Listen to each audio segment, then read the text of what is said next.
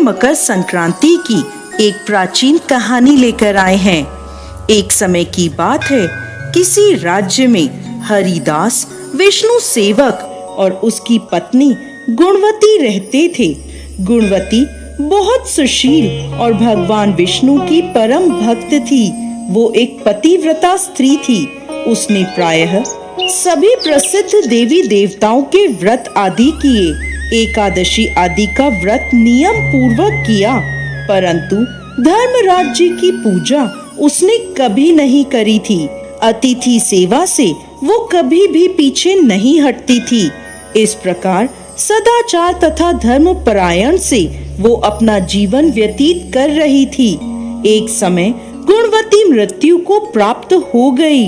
धर्म कर्म के प्रभाव से यमदूत उसे आदर पूर्वक पापियों को भय प्रदान करने वाले धर्मराज जी के लोक में ले गए, जहां उसने देखा कि उस लोक के 4 द्वार हैं। नगर के बीचों बीच धर्मराज जी का बहुत भव्य और सुंदर मंदिर है। जिस मंदिर में धर्मराज जी विराजमान हैं, उनके पास चित्रगुप्त जी भी विराजमान हैं, जो मृत व्यक्तियों के पापों का लेखा जोखा धर्मराज जी को सुनाते हैं। यमराज के दूत गुणवती को वहां ले गए। जैसे ही गुणवती ने धर्मराज जी को देखा, वो भयभीत होकर कांपने लगी और नीचे मुंह करके खड़ी हो गई। तब चित्रगुप्त जी ने धर्मराज जी को गुणवती के पाप और पुण्यों का लेखा जोखा सुनाया। धर्मराज जी गुणवती की भक्ति देखकर प्रसन्न हुए, परंतु वह कुछ उदास थे। उनकी उदासी गुणवती को दिखाई दी। उसने धर्मराज जी से निवेदन किया, प्रभु, मेरी समझ में ये नहीं आ रहा कि आप उदास क्यों हैं।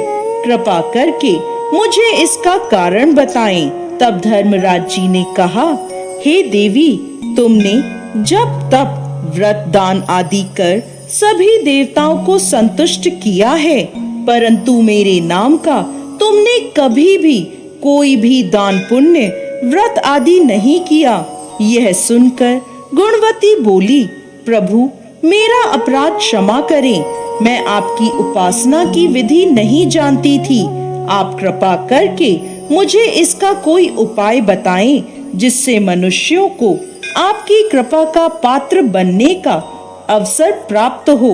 तब धर्मराज जी कहने लगे, सूर्य भगवान के उत्तरायण में जाते ही जो महापुण्यदायी मकर संक्रांति आती है, उसी दिन से मेरी पूजा शुरू करनी चाहिए।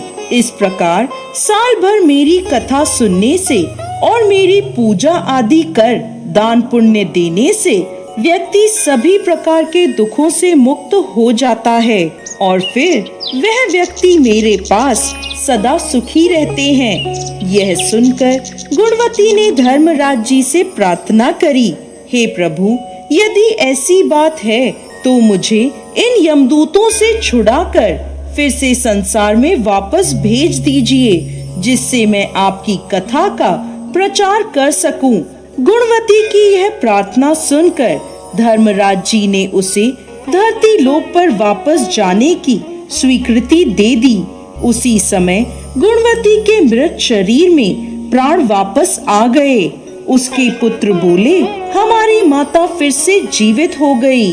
इसके बाद गुणवती ने अपने पति और पुत्रों को धर्मराज जी की सारी बातें बता दी।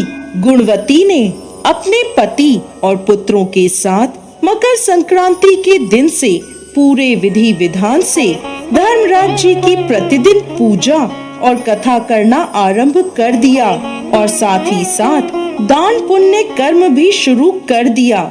इस प्रकार गुणवती ने साल भर कथा सुनी और वह सभी सुखों को भोगने के बाद जब मृत्यु को प्राप्त हुई, तो स्वर्ग में देवताओं ने गुणवती का आदर सत्कार किया।